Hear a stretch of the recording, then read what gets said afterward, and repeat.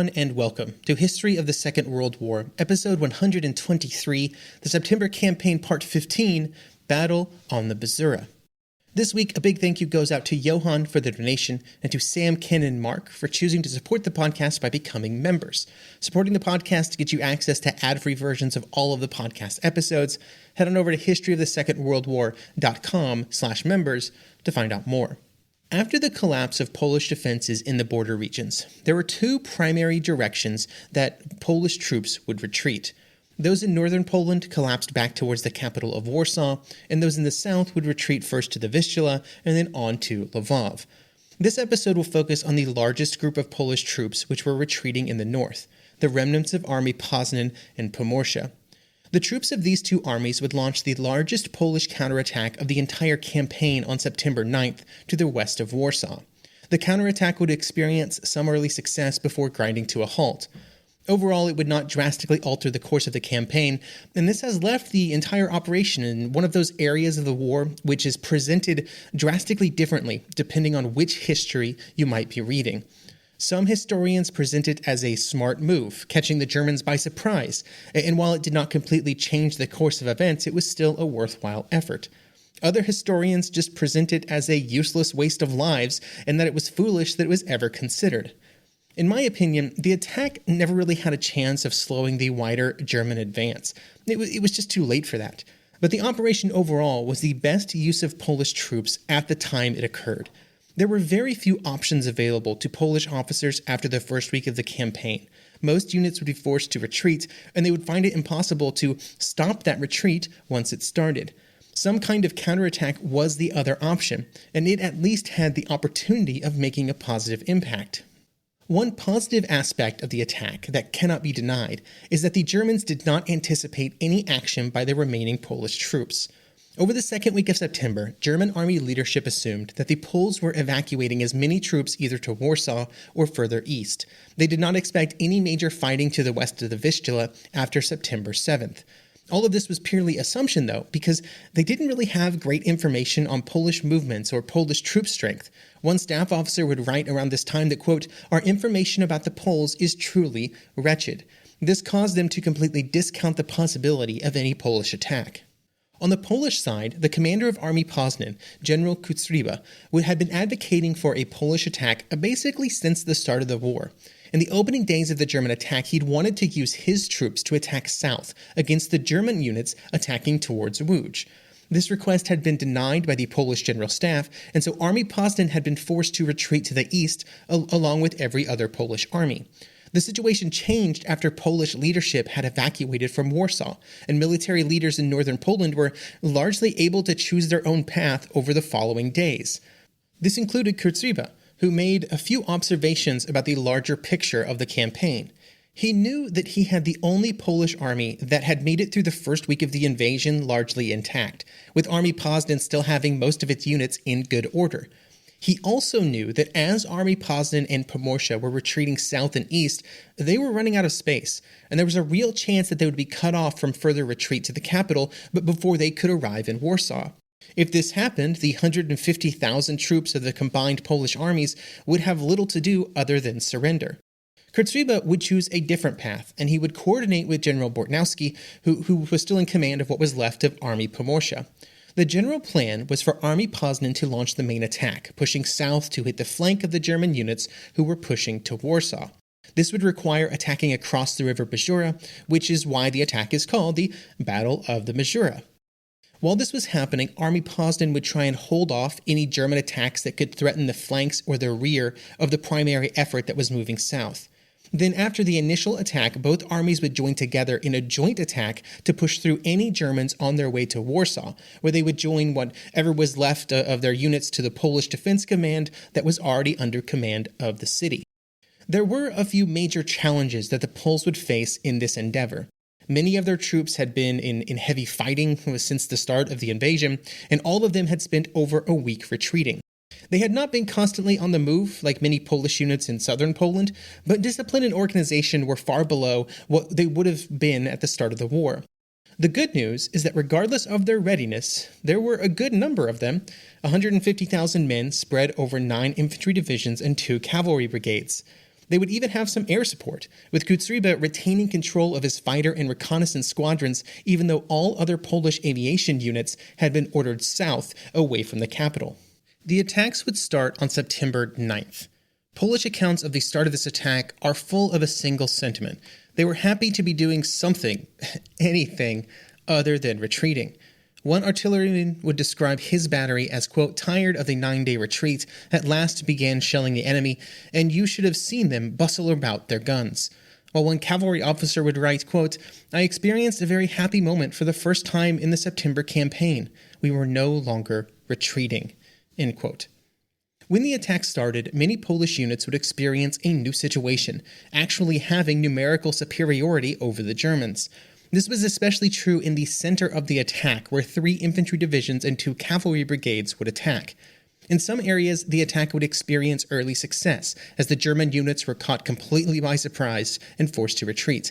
In other areas, the defense would actually be quite stout. For example, in Łuczyca, the initial Polish attack by the Polish 25th Infantry Division would be stopped by the German defenders of the 46th Infantry Regiment. More units of the 25th Division would be brought in later in the afternoon, and another attack would be launched to eventually capture the town. But even this success was only possible because the German units were running short of ammunition. On the right flank of the attack, Polish cavalry units would attack the town of Uniejów, and it would take until 8 p.m. before it was fully under Polish control. In general, the 9th was a day of success, though, with all of the Polish units committed to the attack able to push across the Bzura River, and German units all along the area of the front being in retreat by nightfall. One German staff officer would later write that on the 9th, it was a day where bad news was just constantly rolling into headquarters, one piece after another.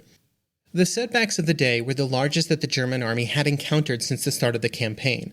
There had been some points over the previous week where the German attacks had not met their goals. There had even been a few areas where Polish troops had successfully launched isolated counterattacks, but nothing even close to the scale of the attacks across the Bzura. On the 10th, the attacks would then continue, with Polish troops trying to continue the successes that they had made over the previous day. The second day of the attack would be critical if it was going to be able to have any sustained success, because less than 24 hours after the attack started, the Germans were already reacting. General von Rundstedt had already dispatched the 221st Infantry Division from the Army Group South Reserves to move north to provide reinforcements, and they would arrive late on the 10th. This gave the Polish attackers a brief window to continue their attacks, and they would throughout the day. Units of the 25th Infantry would push south from Łuczyca, and the 14th Infantry Division would attack out of a village called Pietek. Here again, the German defenders would mount a solid defense, and it would take most of the day before the village was free of German units. The biggest problem for the Polish attack is that while they were able to make some territorial gains on the second day of the attack, almost without exception, the German units in front of them were bending and not breaking. They were able to retreat largely in order, usually only after slowing the Polish attacks. This prevented the Polish attack from turning into anything more than a slight adjustment to the front. As night fell, the views from the German side of the line were very different than they had been 24 hours before.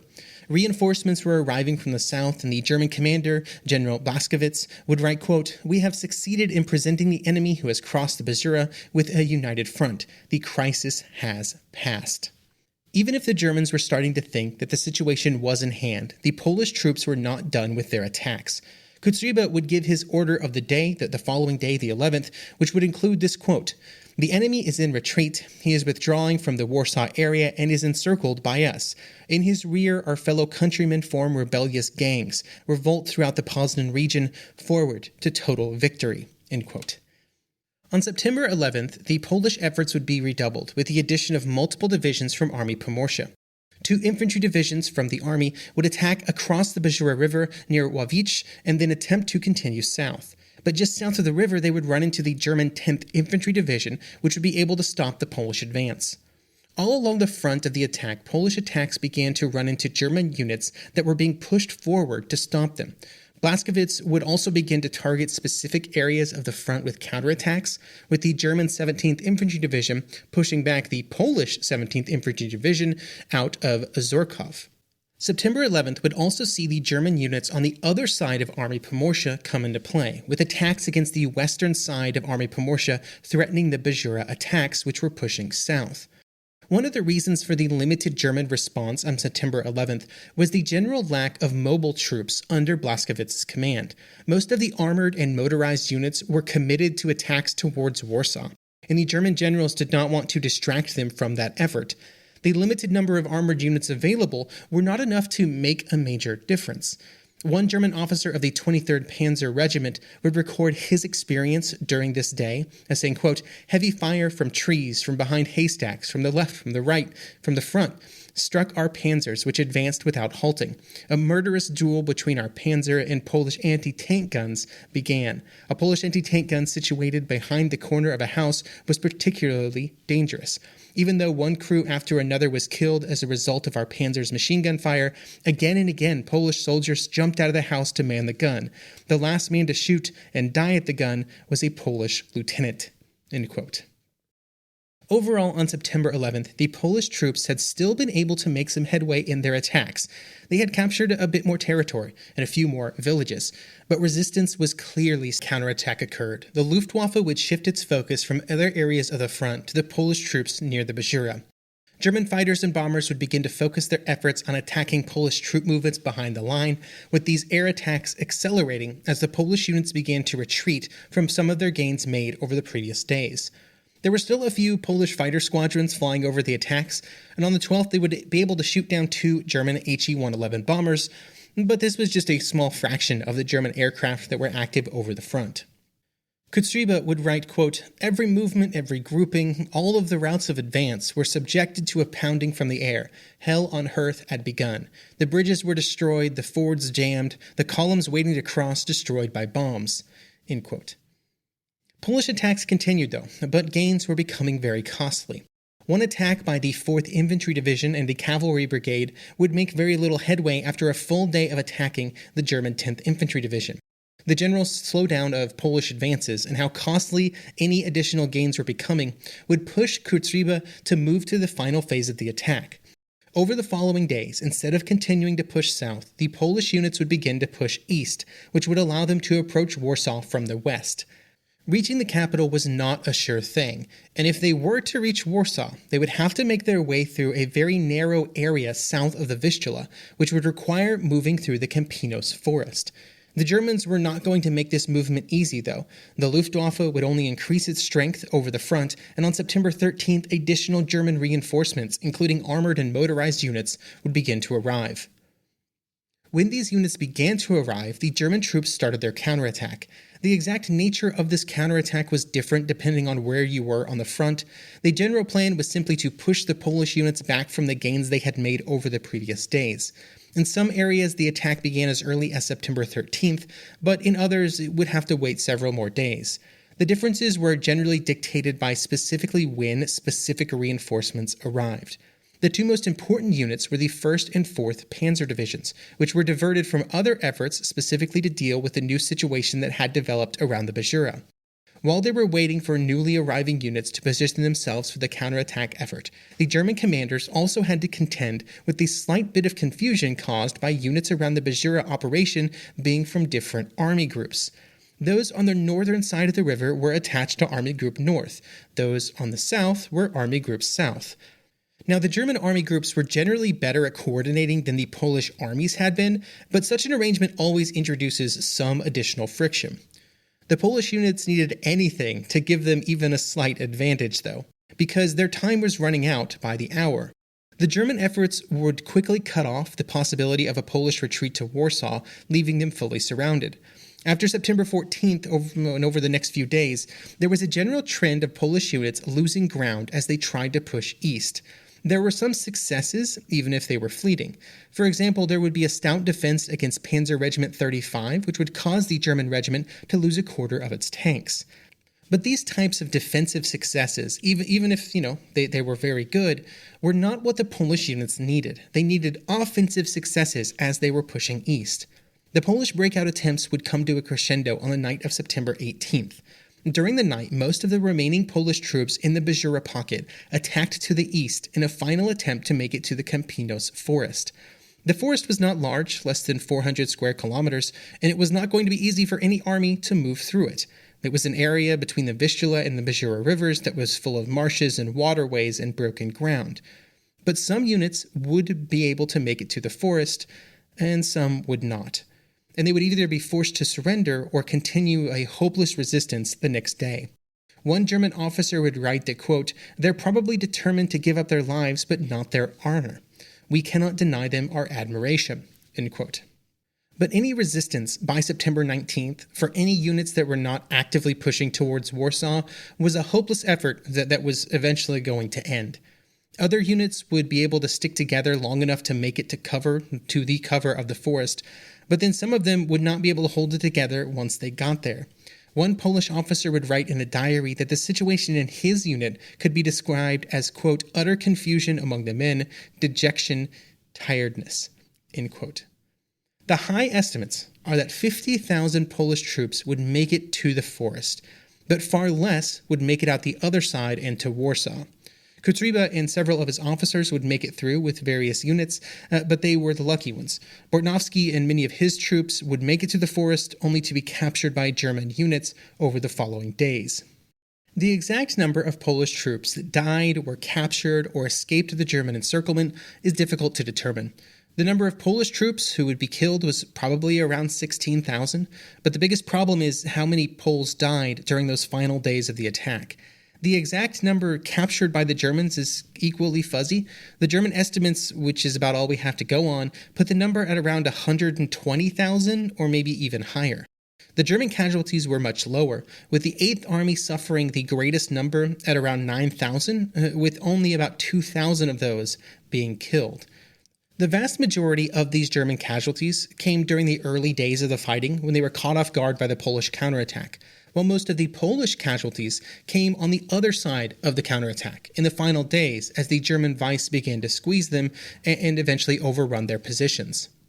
So keeping in mind those numbers, how can we evaluate the Polish counterattack? At the start of this attack, I mentioned that the Polish attack did not completely reshape the course of the campaign that was happening around it. But that doesn't mean it was not successful. It would draw the attention of 19 German divisions at a time when, in other areas of Poland, the biggest problem that many German units had was how far they could march in a day. The Bzura counterattack would also be one of the most successful Allied counterattacks up until really some point in the North Africa campaign in 1941. Although that comparison probably says a lot more about the events of 1940 than maybe the events in Poland in 1939. The casualty figures were massive, but there were no other options for the Polish units that found themselves trapped to the west of Warsaw after the first week of September. Those involved in the fighting would have their own evaluation. Kotreba would later write that the attack could have achieved more if things had fallen a bit differently, and that it, quote, "could have been won by us, or at any rate ought not to have been lost so bloodily," end quote. In German evaluations of the fighting, they believed that if it had occurred a few days earlier, the results could have been very detrimental to their advance on the capital. Just a few days earlier, and it would have been more difficult to concentrate all of their reinforcements against the 9 Polish divisions on the Bzura that the Germans would be able to sort of concentrate after September 9th. Overall, I think given the state of the Polish military by September 9th, and especially after that date, and its inability to even slow the German advance on many areas of the front, even the ability of the Bzura attack to buy a few days' time for Warsaw is almost a triumph. It at least caused the Germans to have to react to Polish actions. I hope you will join me next episode, in which we will continue to cover the German advance on